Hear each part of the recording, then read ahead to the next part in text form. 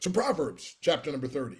The words of Agar, the son of Jekah, even the prophecy, the man spake unto Ithiel, even unto Ithiel and Ucal. Verse 2, surely I am more brutish than any man, and have not the understanding of a man.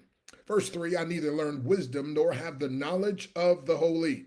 Verse 4, who hath ascended up into the heaven, or descended? Who hath gathered the winds in his fist?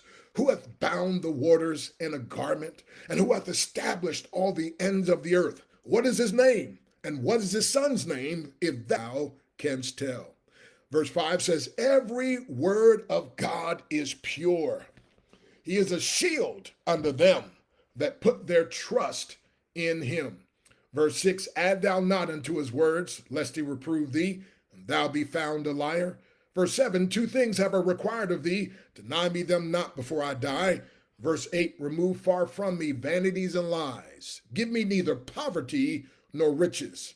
Feed me with food convenient for me. Verse 9, lest I be full and deny thee, and say, who is the Lord? Or lest I be poor and steal and take the name of my God in vain. Verse 10, accuse not a servant unto his master, lest he curse thee and thou be found guilty. Verse 11 says, there is a generation that curseth their father and doth not bless their mother.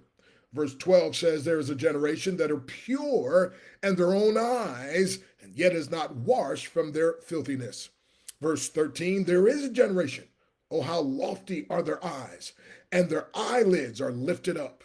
Verse 14, there is a generation whose teeth are as swords, and their jaw teeth as knives, to devour the poor from off the earth, and the needy from among men. Verse 15, the horse leash hath two daughters, crying, give, give. There are three things that are never satisfied, yea, four things say not, it is enough. Verse 16, the grave, the barren womb, the earth that is not filled with water, and the fire that saith not, it is enough. Verse 17 says, the eye that mocketh his father, and despiseth to obey his mother, the ravens of the valley shall pick it out, and the young eagles shall eat it. Verse 18, there are three things which are too wonderful for me, yea, four which I know not. The way of an eagle in the air, the way of a serpent upon a rock, the way of a ship in the midst of the sea, and the way of a man with a maid. Verse number 20, such is the way of an adulterous woman. She eateth and wipeth her mouth and saith, I have done no wickedness. Verse 21 says, for three things the earth is to quiet it, and for four which it cannot bear. For, verse 22, a servant when he reigneth, a fool when he is filled with meat. Verse 23, an odious woman when she is married, and a handmaid that is heir to her mistress. Verse 24, there be four things which are little upon the earth, but they are exceeding wise. Number 25, the ants are a people not strong, yet they prepare their meat in the summer.